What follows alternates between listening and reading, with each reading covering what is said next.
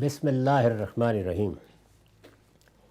عن ابی بردہ عن ابی قال قال رسول اللہ صلی اللہ علیہ وسلم ان هذه الامہ امۃ مرحومہ عذابها بأیدیها اذا کان یوم القیامہ دفع الی کل رجل منہم رجل من اہل الذمہ او من اہل الشرک فیقال ھذا فداؤک من النار۔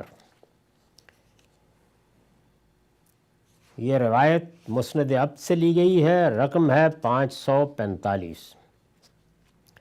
ابو بردہ اپنے والد عبداللہ بن قیس رضی اللہ عنہ سے بیان کرتے ہیں کہ رسول اللہ صلی اللہ علیہ وسلم نے فرمایا، یہ امت جس میں میری بعثت ہوئی، یعنی کون؟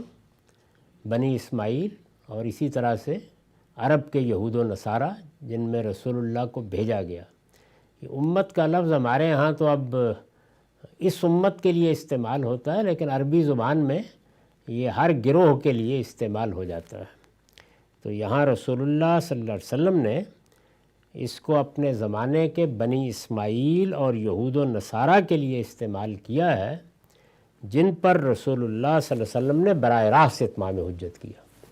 یعنی باقی دنیا کے لیے تو اب اللہ کے پیغمبر کا پیغام ہم مسلمانوں کو پہنچانا ہے، قرآن مجید لوگوں تک پہنچانے کی ذمہ داری اب آپ کے پیروکاروں پر ہے، لیکن اس وقت جن لوگوں پر آپ نے براہ راست اتمام حجت کیا، دعوت پہنچائی، ان کے اشکالات رفع کیے، ان کے درمیان زندگی بسر کی، ان کے بارے میں آپ یہ فرما رہے ہیں کہ یہ امت جس میں میری بعثت ہوئی وہ امت ہے کہ اس پر بڑی رحمت ہوئی۔ یعنی اللہ تعالیٰ نے اس سے پہلے بھی رسول بھیجے، تو جن امتوں کی طرف اللہ کے رسول آئے ان کی سرگزشت ہم قرآن میں پڑھتے ہیں، اس سے پہلے کے صحیفوں میں بھی یہ سرگزشتیں بیان ہوئی ہیں، تو وہاں آخر میں پھر اللہ تعالیٰ بستیوں کو الٹ دیتے ہیں اور عذاب کی جو کیفیات بیان ہوئی ہیں وہ ہلا دینے والی ہیں۔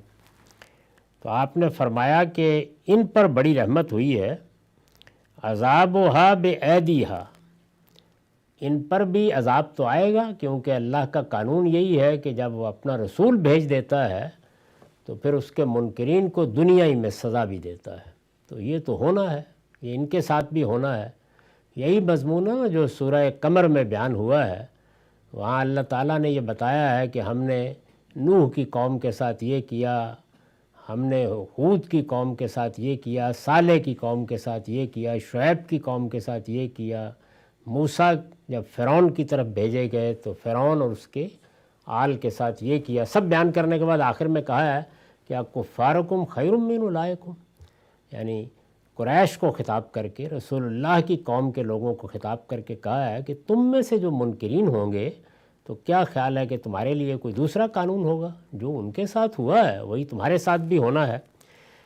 تو فرمایا کہ یہ امت جس میں میری بعثت ہوئی ہے، اللہ کی اس پر یہ رحمت ہوئی ہے کہ اس پر عذاب انہی کے ہاتھوں سے آئے گا۔ یعنی آسمان کا عذاب نہیں ٹوٹ پڑے گا، وہ ظاہر ہے کہ بڑی سخت چیز ہوتی ہے، تو ان کے لیے مہلت پر مہلت بھی ہوگی اور عذاب بھی ہمارے ہاتھوں سے آئے گا۔ یہی وہ مضمون ہے جو ہم نے تھوڑی دیر پہلے قرآن مجید میں دیکھا ہے، جہاں صحابہ کرام کی زبان سے یہ کہلایا گیا ہے کہ دو ہی صورتیں ہوں گی اس آخری مرحلے میں، یا اللہ تعالیٰ آسمان سے اپنا عذاب نازل کرے گا جیسے کہ اس سے پہلے ہوتا رہا ہے، ان یصیبکم اللہ بعذاب من عنده، اور دوسری صورت کیا ہے او بایدینا، یا ہمارے ہاتھوں سے۔ تو حضور نے فرمایا کہ یہ بھی اللہ کی رحمت ہوئی ہے تم پر کہ تمہارے لیے عذاب کا معاملہ تمہارے ہی ہاتھوں میں۔ کیوں کہا؟ اس لیے کہ انہی میں سے وہ لوگ یہ تھے مسلمان ہوئے، انہی کے بھائی، انہی کے بیٹے، انہی کے دوست احباب۔ تو ارشاد فرمایا کہ انہی کے ہاتھوں سے آئے گا۔ اذا کان یوم القیامہ، اب یہ بڑی دلچسپ چیز ہے جو اس حدیث میں بیان ہوئی ہے کہ اذا کان یوم القیامہ، پھر جب قیامت کا دن ہوگا تو وہاں بھی اللہ کیا کریں گے؟ دفع الی کل رجل منہم رجل من اہل الذمہ او من اہل الشرک۔ پھر جب قیامت کا دن ہوگا تو وہاں بھی ان میں سے اہل ذمہ کو بھی کھڑا کر لیا جائے گا۔ اہل ذمہ کون ہے؟ یہود و نصارہ، یعنی ان کے لیے اللہ تعالیٰ نے جو سزا مقرر کی ہے، جو ہم پڑھ چکے ہیں سورہ توبہ میں، وہ اور ہے، اور مشرکین کے لیے اور۔ تو فرمایا کہ وہاں بھی ان کے اہل ذمہ یا اہل شرک، یعنی خواہ وہ مشرکین ہیں یا یہود و نصارہ ہیں، جو اس وقت جزیرہ نما عرب میں ہیں، ان کے بارے میں حضور بیان فرما رہے ہیں، تو ان میں سے ہر شخص کو انہی میں سے کسی کے حوالے کر دیا جائے گا۔ اللہ تعالیٰ فرمائیں گے کہ دنیا میں بھی یہ ہوا تھا کہ ہم نے ان کو تمہارے حوالے کر دیا تھا کہ ان کے جرائم کی سزا دو، یہاں بھی اب یہ تمہارے ہی حوالے ہیں، یعنی اب ان کا معاملہ بھی صحابہ کے حوالے کر دیا جائے گا۔ فَيُقَالُ هَذَا فِدَاؤُكَ مِنَ النَّارِ، اور کہا جائے گا یہ جہنم سے تمہارا فدیہ ہے۔ کیوں؟ اس لیے کہ ہم اس سورہ توبہ میں پڑھ چکے ہیں کہ اللہ تعالیٰ نے یہ فرمایا ہے کہ اس وقت پیغمبر کا ساتھ دینے کے نتیجے میں ذمہ داری تم پر ڈالی جا رہی ہے کہ تم اب عذاب کا ذریعہ بنو گے، اس سے انکار کر دو گے کسی کمزوری کی وجہ سے، تو جو عذاب ان پر آنا ہے تم پر آ جائے گا۔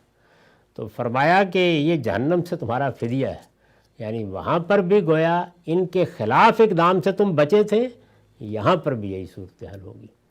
تو یہ بتا دیا کہ اللہ تعالیٰ نے یہ جو غیر معمولی معاملہ کیا رسول اللہ صلی اللہ علیہ وسلم کے زمانے کے لوگوں کے ساتھ، وہ قرآن میں کس طرح سے بیان ہوا ہے اور حدیثوں میں کس طریقے سے بیان کیا گیا ہے۔ اس کی روشنی میں آگے بھی کچھ روایات آئیں گی جن سے وہ تصویر بالکل واضح ہو جائے گی کہ کیا معاملہ ہوا۔ یہ جس قانون پر مبنی ہے، میں بار بار توجہ دلاتا ہوں کہ وہ اتمام حجت کا قانون ہے، اور اس قانون کے مطابق جو معاملات اللہ تعالیٰ کرتے ہیں ان کو اس کی جگہ پر ان کے لحاظ سے سمجھنا ضروری ہے۔ اگر وہ وہاں سمجھ لیے جائیں تو پھر تو کوئی مسئلہ نہیں پیدا ہوتا، لیکن جس طرح ہمارے ہاں بعض گروہوں نے ان کو عام کر لیا اور اپنی ذات کے ساتھ یا اپنے گروہوں اور جماعتوں کے ساتھ متعلق کیا ہے، تو اس کا نتیجہ پھر یہ ہے کہ بڑا فساد پیدا ہو گیا ہے۔ تو قرآن مجید کے فہم کے لیے یہ بڑی شاہ کلید ہے، تاکہ معلوم رہے کہ اللہ نے، اللہ کے پیغمبر نے کوئی کسر نہیں چھوڑی اس معاملے کو واضح کرنے میں، اور یہ واضح کرنا، اس کو بتانا، یہ علماء کی ذمہ داری ہے۔ اگر اس قانون کا صحیح ادراک نہ ہو تو پھر دنیا میں مسلمانوں کے ذریعے سے وہ فسادات پیدا ہو جاتے ہیں جو ہم داعش کی صورت میں اور بعض دوسری تنظیموں کی صورت میں اس وقت دیکھ رہے ہیں، یا مستقبل میں بھی نہیں کہا جا سکتا کہ کیا کیا لوگ وجود میں آ جائیں اور لوگوں کے لیے کیا فتنے پیدا کر دیں۔ تو یہ ضروری ہے کہ اس پورے قانون کو بہت تفصیل سے سمجھ لیا جائے، اس کے نتائج، عواقب، یہ کیا قانون ہے، کس طرح کا معاملہ ہے، یہ کیسے روبہ عمل ہوا، اس کے لیے قرآن کیا کہتا ہے، حدیثیں کیا کہتی ہیں۔ تو حدیث کا یہ باب بھی ہم اسی چیز کو سامنے رکھ کے شروع کر رہے ہیں۔ وآخر دعوانا الحمدللہ رب العالمین۔